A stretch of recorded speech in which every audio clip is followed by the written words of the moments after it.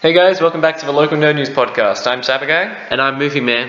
And for this episode, we are going to talk about Batman Ninja. Now, I have not seen Batman Ninja yet. I have it on my laptop, haven't seen it. But CyberGuy here, he has seen Batman Ninja, and he has some thoughts on it. And I think he would really like to share these thoughts because, of course. Yeah. But I actually saw it this morning before we started recording, and it's just a strange film. Explain what the premise is and what actually happens in the movie without trying to get anything away. Without trying to spoil anything of the film.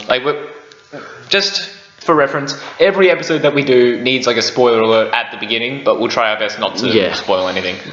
So the premise of the movie is Batman, Robin, Red Robin, Nightwing, and Red Hood. Oh God, Red Hood. They all get transported to feudal Japan alongside pretty much every resident of Arkham Asylum. And the way they explain this is Gorilla Grodd, a Flash villain. Yes. He goes to Arkham and decides to build something of a time machine to try and rule the world. Now, he could have been going back in time to change the course of humanity so humans were replaced by apes, or he could have just been going back in time to just kill all humans. We don't really know. They don't really explain that too well. But Batman intervenes, of course, because you don't want to be replaced with an ape. And he's fighting Grodd. He gets kicked out a window. And at this time, the machine malfunctions. So Batman tries to get back into the window, and you actually saw this scene. Yes, I saw this scene, Arkham Asylum is warping around and getting distorted and going into the machine, about to travel through time. And Batman's trying to get closer and closer to the machine to shut it off. And he's about, I'd say, probably about 100 meters away. We don't really see how far away he is, so I'm just guessing about 100 meters. And he gets sent to feudal Japan alongside the building of Arkham Asylum. The building, yes. With all the residents inside, with all of the Bat family outside of, Batgirl, Batwoman. Yeah. Alfred and the Batmobile get transported there as well. Don't ask me how, they just do. And he arrives 2 years after everyone else. 2 years. And you actually provided a better way they could have done this. The way they could have done this to explain the 2 year difference, because Batman arrived seconds after everyone else, and that led to 2 years to a 2 year difference. The way that they could have done this, which would have been better, is the machine malfunctions. Batman's out of range. Everyone gets transported to feudal Japan except for Batman. And he has to spend 2 years repairing the machine to then go back and save everyone and bring them back to present time. He has to do research on this new technology. It would make sense because then there's a discernible distance of the 2 years. So he knows when he gets there there's going to be something wrong. Not just, I was in there 3 seconds afterwards and it's now 2 years later. And now it's somehow equated to 2 years. Now that would explain the 2 year difference. So he gets to Japan and he has to get into hiding and everything because he's from the future, but they don't know that. They probably think he's a demon. And it's at this point when I started questioning the film. I started going, it's been 3 minutes and it goes for another hour and 40. I don't know if I'm going to make it through this film. But he meets Catwoman, who was there for 2 years, and Alfred in the Batmobile. And they then explain to him what happened in the 2 years that he was gone. 5 of the major villains, or maybe 6, I'll recount it, but 5 of the major villains own districts of Japan, and it's in the time period where they were having wars over territory. So the Joker, he's the closest to spreading chaos throughout Japan. He's the closest to ruling all of Japan. Then there's Deathstroke, who owns a district. There's Penguin, who owns a district.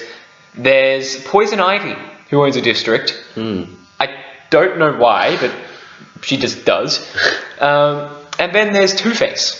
So, as you can see, there's a lot of the major villains, and then there's, Deathstroke and Poison Ivy, where it's just okay, it works, I guess. Yep. But out of all of the characters, as much as it probably pains me to say this, the characters that stayed true to their characters otherwise were Poison Ivy. She remained pretty close. She was still trying to get everything to be surrounded by plants and controlled by nature. And probably Two-Face, upon like thinking between when we talked about it before in the recording, because he still has his coin. I didn't get a good view of it, but it's either like it's probably one of the coins that they used at the time, and you just scratched one side to confuse people. But he makes all his decisions from the coin still. Those are the two characters that probably stay the same throughout the film. And before when you were mentioning all the characters that are in it, when you mentioned Red Hood, you had a long sigh. Now explain what. Now I haven't seen this yet, but he wanted to leave this fresh in my mind. Is Red Hood in this film? Because apparently it's just something else. So the outfits, like they're all in traditional Japanese style. Yeah. The masks, they're not like Batman's, how they're like attached from the cape and everything, and you can take part of it off. Yeah. They're attached by like strings, so as you would expect. Yeah. And then there's Red Hood. Yeah. What is that? Is that a giant Lego piece on his head? Yeah, he could have worn like a red piece of cloth around his face. He could have worn like... If you have not seen this, just look it up. Yeah. I'll put it up. I'll put it up, yeah. Okay, so he's got a big red rectangular Lego piece on his head. It kind of looks like a lampshade. It does. It looks like a lampshade. And he's got a piece of red cloth kind of cape hanging off him. Like a half cape. Yeah. He's got two shotguns. Yeah, and in the movie they're made from bamboo. So they're like bamboo guns. He's got a black kind of robe on, and he's got a bat satchel. A satchel with the Batman symbol on it. But the most outstanding piece is this Lego thing on his head. Yeah, if they just replaced that, just say like a torn up piece of cloth, and that was just around his face. Yeah. And like he just cut out eye holes or something. That would have been better than this. This is God. But, I don't know how I feel about that. Yeah, and if you just hear some noise in the background, that's just people arriving. Yeah. But what were your thoughts on the movie? Did you like it? Did you dislike it? What worked? What didn't work? Yeah. I'm not going to try and spoil everything in the film, but each of the people or each of the bosses that own parts of the district, they make giant robots. Yeah. Giant robots. Yeah. They each. I don't know exactly what they were. I might have had like a temporary sleep during this part, but it appears like they made their own castles, or they took apart like segments of Arkham Asylum, and they used that as their headquarters, and then each of them built it into a separate robot thing. And the Joker's is obviously like the best, but it's taken down within the first part of the movie.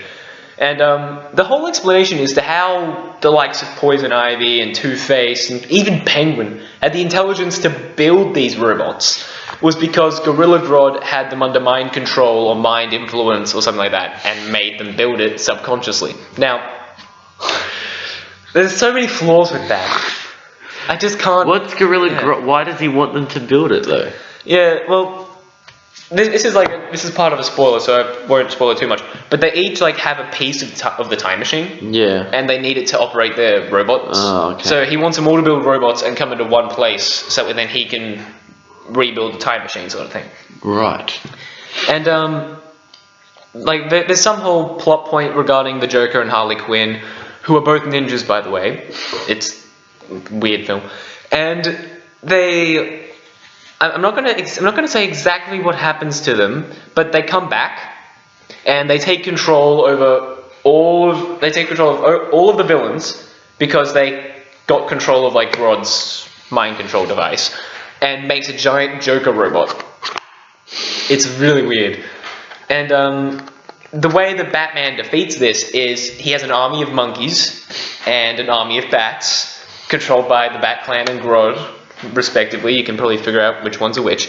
And all the monkeys who are controlled by a flute form a giant monkey, and all the bats who are controlled by who knows what, surround this giant monkey and create the old-fashioned Batman. It's like the one with the underwear and he's out on the outside of his pants, the purple gloves, but they're black because bats.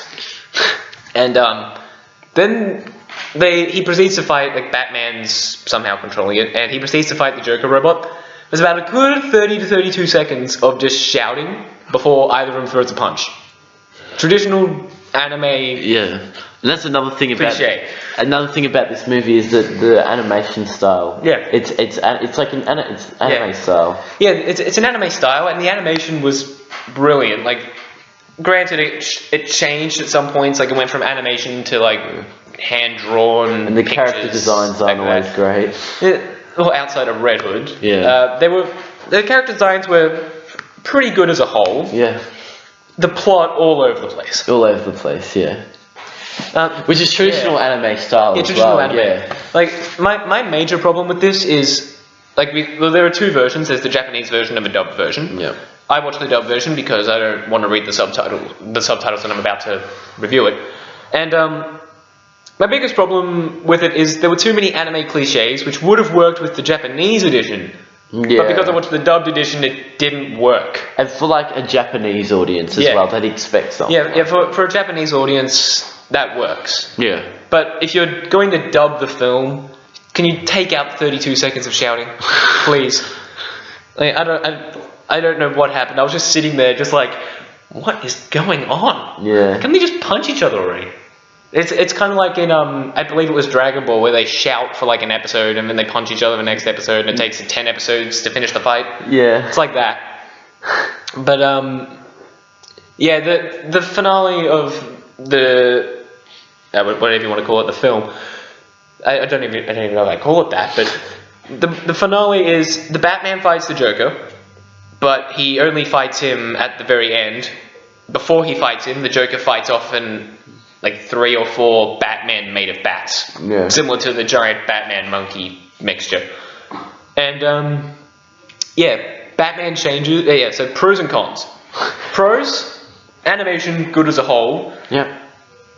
The characters, good design for the most part. Red Hood. Cons, the plot all over the place. Too many Japanese anime cliches for my liking. Yep. A couple is expected, but it was too many for my liking. And it was just a really wild movie. It was. Yeah, they don't really explain.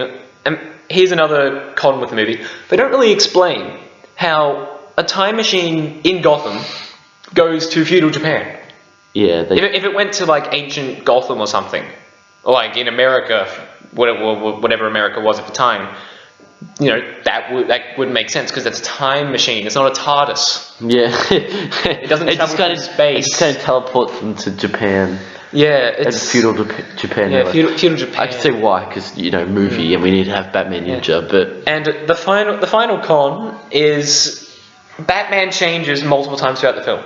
It's like, you know how in some animes, like someone will come up and like introduce themselves, and it'll have like text come up saying who they are. Yeah.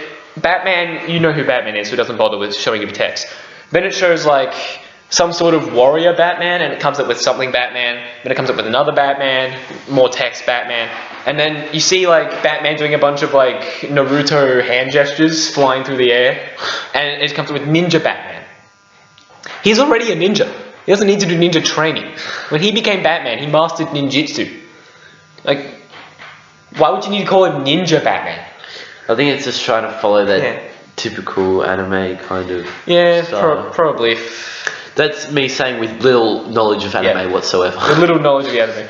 But, so, what would you give it, like, a rating, rating-wise? As a rating, I'm probably being a little too harsh here, and a lot of critics think that this is actually a very good movie. Yeah. But I'd probably give it somewhere between, like, a 5 and a 6. 5 and a 6. Like, it's not my type of Batman movie. Like, yes, it was made from, like, producers and animators who typically do animes. Yeah. And it was written by someone who typically writes animes. I imagine. I haven't done much research into this. But it was too anime-like for my liking. Yeah, that's fair. And, like, you know, it's obviously playing to a specific audience. Yeah. It was obviously catered to a certain audience, and us being the Westerners that we are, wanted to have a part of everything. We grabbed it and modified it a bit and dubbed it and everything. But yeah, as a whole, it was a meh to okay film. Did you tell people to watch it just for how absurd it is? Yeah, if you want to watch a Batman film that's absurd, watch it. If you want to watch a Batman film that's like, it's kind of like the trilogy that was on a while ago, like Batfleck, or even like any of the animated ones that aren't from anime producers. Yeah. If you want to watch anything like that, I would avoid this movie. Fair enough. That's just me. But until next time, signing off.